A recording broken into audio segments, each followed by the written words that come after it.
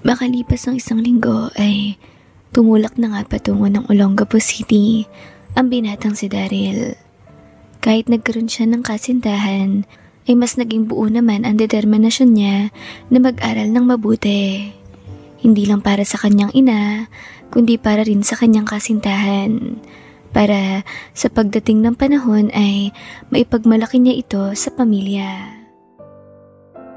Pagkarating sa Olongapo City ay doon na nga nakilala ni Daryl ang kanyang pinsang buo na si Joshua, ang nag-iisang anak ng kanyang tita Judith.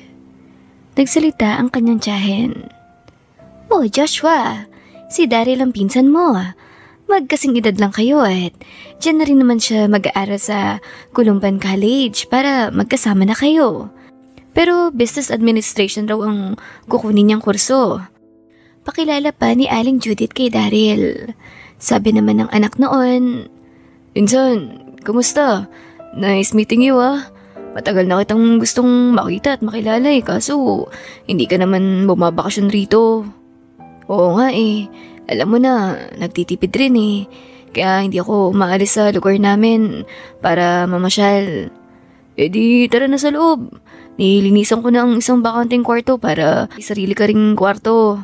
Pahinga ka muna tapos bukas ng umaga magja-jogging tayo sa SBMA. Sa hapon naman pasyal tayo sa boardwalk para naman mapamiliarize ka sa lugar.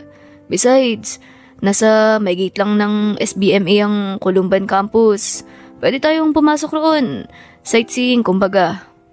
"Oo nga insan no problem." Sagot naman ni Daryl sa kanyang napakabait na pinsan, kung saan ramdam niya ang totoong pag-welcome niya sa kanya.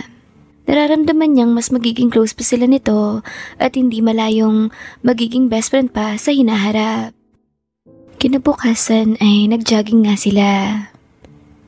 Habang nagja-jogging ay marami rin silang nakakasabay na mga kadalagahan at napapansin ni Joshua na panay ang pakyut ng mga iyon kay Daryl.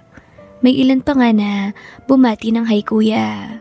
Nag-hello naman si Daryl pero matipid lang at hindi na dinuduktungan pa. Sumapit ang panahon ng enrollment. Naging maayos naman ang takbo ng lahat para kay Daryl. Pumasa siya sa entrance exam at mataas ang grade niya roon.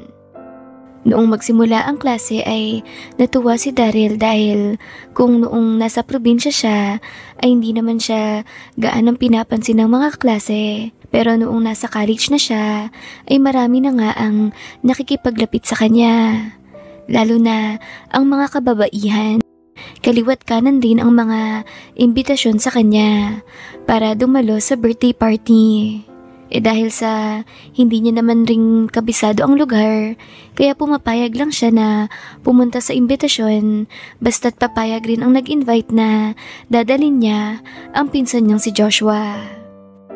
Isang gabi noon, naroon sila sa isang bahay kung saan sila naimbitahan ng birthday party. Masaya ang inuman at kantahan sa videoke.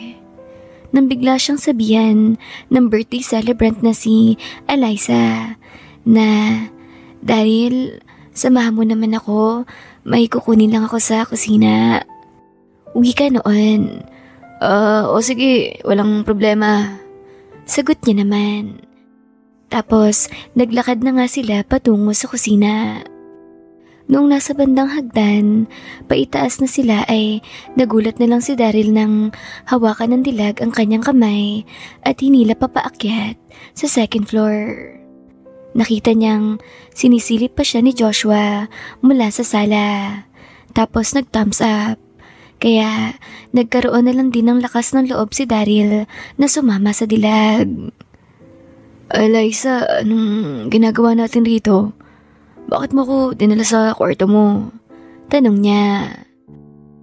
Kasi makikisuyo sana ako.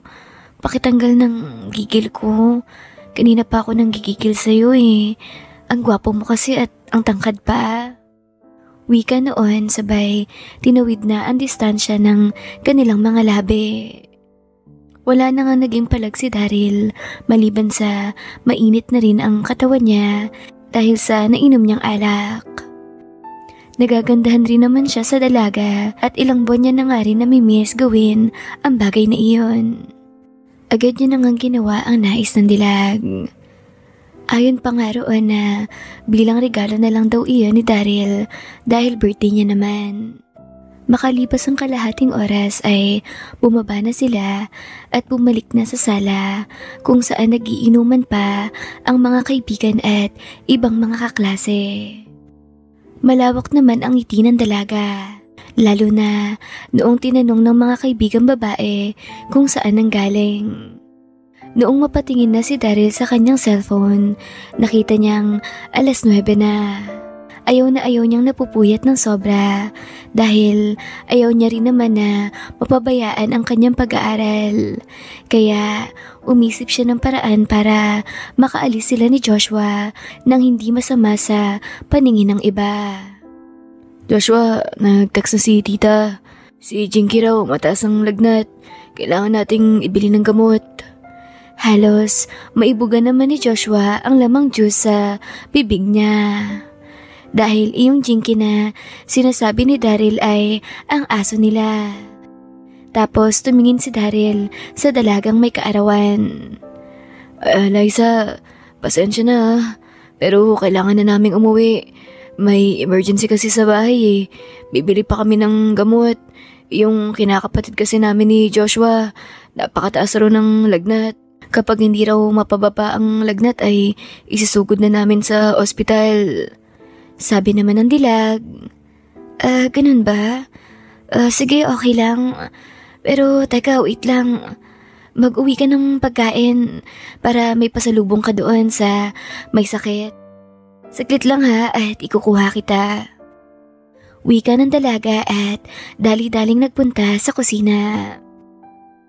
Nagbalot iyon ng spaghetti, fried chicken, pork barbecue at cake, tsaka inilagay sa isang paper bag at inabot kay Daryl. Inahatid na rin sila noon sa may gate. Sabi pa ni Daryl, Eliza, salamat dito ah. Tsaka pasensya ka na kung kailangan na naming umalis ng maaga sa party mo. Sabi naman ng dalaga, ano ka ba? Ayos lang yun. Ikaw naman ang nagbigay ng pinakamahalagang regalo sa akin sa birthday kong to. Wika noon sabay dampi sa labi mismo ni Daryl. Tapos si Joshua na ang tumawag ng tricycle at agad na silang sumakay. Habang magkatabi sa loob ng tricycle ay sabi ni Joshua, Langya ka naman insan oh. Munti ko nang maibuga ang Diyos sa mga kaharap ko. Noong sabihin mong kailangan na nating umuwi kasi may lagnat na si Jinky. Sa dami ng pwedeng idahilan, lagnat ng aso pa talagang naisip mo no? Sabi naman ni Daryl, wala na akong ibang maisip na pangalan at idadahilan eh. Pero kita mo naman, effective diba? Nakaalis na tayo ng hindi lasing at may take home pa. Siguradong malapad ang ngiti nito ni tita dahil marami tayong nauwi. Oo nga insan, tsaka ang bakis mo ah. Akalain mo, binanatan mo ng todo. Laking pasalamat ni Eliza eh. Oo, itinodo ko pinsan. Minsan lang naman yun, tsaka no string attached daw yun. Free from obligation. Pure birthday gift lang talaga. Grabe pinsan. Ako itong taga-syudad pero ikaw pa itong naging habulin ng babae. Ganun-ganun lang, nakukuha mo na agad. Kumusta? Anong itsura nung Eliza nung nasa loob na kayo ng silid niya? Sa normal na pananamit nga ay sobrang ganda na at napakaliit ng bewang at may malaking hinaharap. Tila excited na pagtatanong pa nito. Dahil sa pangungulit ni Joshua kay Daryl, kaya napilitan siyang ikwento lahat ng nangyari. Ramdam niya naman na pinagpapawisan ang pinsan dahil sa kanyang kwento at inggit na inggit. Hanggang sa sabihin ni Joshua, Insan, baka pwede, minsan naman idamay mo ko. Sabihin mo na dalawa tayo para mas masaya. Babayaran kita ng 2,000 sa tuwing may ganong gig tayo.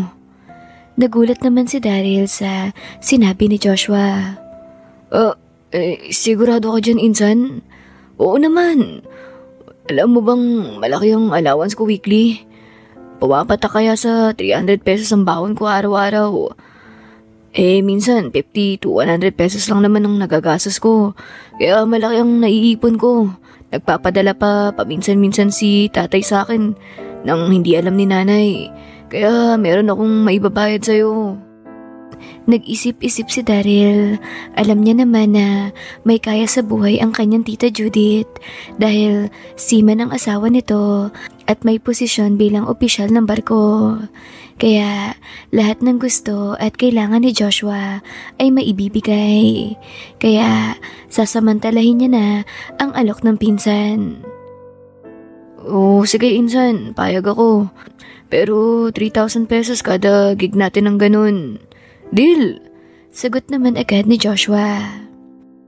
Pagkarating nila sa bahay, ay agad nilang inabot kay Tita Judith ang mga pagkain. Tama nga si Daryl. Tuwang-tuwa iyon at nagulat pa dahil bakit raw ang agang nakauwi ng dalawa. Ikinuwento naman ni Joshua ang ginawang palusot ni Daryl kaya sila nakauwi agad. Maging si Tita Judith ay halos sakitan rin ng tiyan sa kakatawa. Dahil sa rason ni Daryl na may lagnat ang asong si Jinky at dadalhin sa ospital. Kumuha si Daryl ng 2 stick ng barbecue. Inalis ang karne sa steak tapos kumuha ng 1 mangkok ng kanin at doon inilamas ang mga karne tsaka binuhusan ng kaunting toyo para mas maging malasa. Tsaka dinala sa kulungan ng asong si Jinky. Jinky ito naman ang share mo. Dahil mula ngayon, ikaw na ang magiging alibay namin para makatakas sa mga inuman. Nakakiting wika pa ni Daryl habang sina Tita Judith at pinsan niyang si Joshua ay tawa pa rin ng tawa. Naligo lang si Daryl tapos pumasok na sa kwarto. Nag-aral din muna siya ng 1 oras bago natulog. Iyon ang panata niya sa kanyang sarili. May exam man o wala. Mag-aaral siya ng 1 oras araw-araw para kahit magkaroon ng biglaang exam o quiz, kinabukasan ay hindi siya mabobokya. Lumipas ang 1 linggo, nakatanggap si Daryl ng text mula sa dalagang si Eliza. Hi Daryl, how are you? Nag-reply naman ang binata. Ito, ayos naman. Waiting na lang sa last subject. Ganun ba? Daryl, pwede ba akong makahingi ulit ng favor? Medyo nakulangan ako sa ginawa natin noong birthday ko eh. Pwede bang makahirit pa ng 1 pang session? Sabi naman ni Daryl, Eliza, walang problema sa akin. Hindi naman ako mahirap kausap sa ganung bagay dahil hindi naman ako madamot. Kaso may konti akong problema eh. Alam ni Joshua ang nangyari sa atin. At kung uulitin natin ay siguradong magsusumong na yun sa nanay ko. Sabi naman ng mayaman dalaga, baka naman pwede natin siyang suhulan ng pera para hindi ka isumbong. Ha? Pera? Rich kid rin yun eh. Opisyal sa barko ang tatay nun. Hindi yun madadala sa pera. Pero may sinabi siyang suhol na pwede niyang tanggapin. Kaso hindi pera eh. Ano naman? Tanong ng dalaga. Dapat daw kasama siya. Maging sa gagawin natin ay makikisalo siya. Don't worry, may tiwala ako kay Joshua. Safe pa rin naman ang mga sekreto mo sa kanya. Okay fine. Payag na ako. Mamayang 7 PM, kita tayo sa rotonda.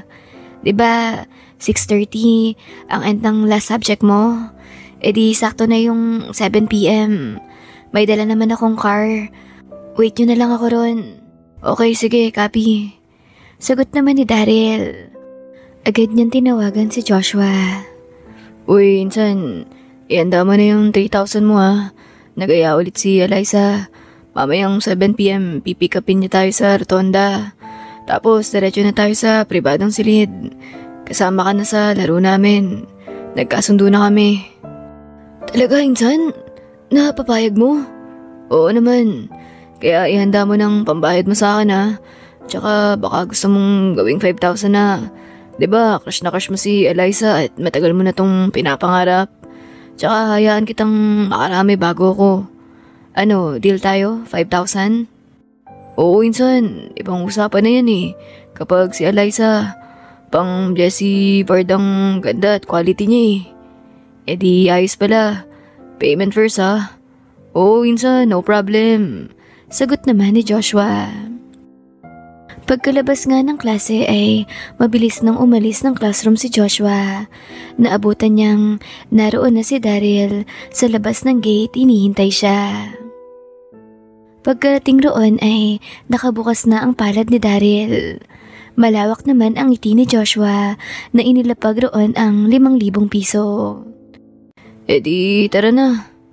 Wika ni Daryl at naglakad na sila ng dahan-dahan patungo sa rotonda. Pagkarating roon ay naroon na nakaparada habang naka-hazard light ang sasakyan ng dalaga. Agad na nga silang pinasakay noon. Pagkarating sa pribadong silid ay sabay-sabay na silang naligo. Wala nang hiya sa isa't isa. Kita nila ang lahat ng magagandang tanawin ng bawat isa. Doon pa lang mismo ay nagsimula na ang matinding labanan. Tuwing magkakatinginan sila Joshua at Daryl ay napapangiti sa sobrang saya ni Joshua dahil hindi niya inakala na mararanasan niya iyon sa isang sosyal at mayamang dalaga at ganun pa kaganda. Noong makarami na si Joshua ay napagod na at umupo na lang siya sa isang sofa. Tapos, tsaka na pumwesto si Daryl. Nagulat siya dahil pang-professional ang galawan ng pinsan. Doon niya napagtanto na kaya pala hinahabol-habol ito ng dalaga dahil sa kakaibang talent nito.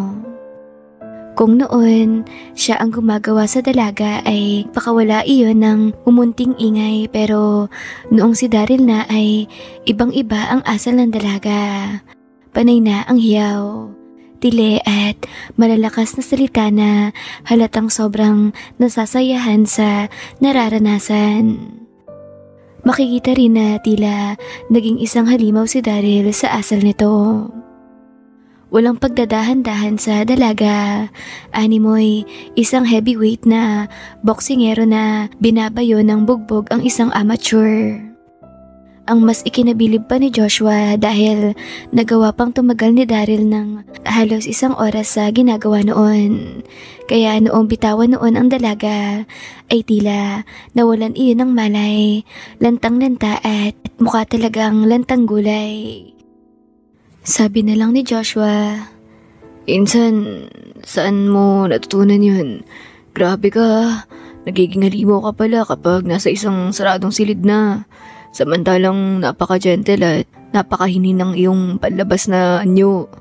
Hindi ko akalaing may tinatago kang halimaw sa loob ah.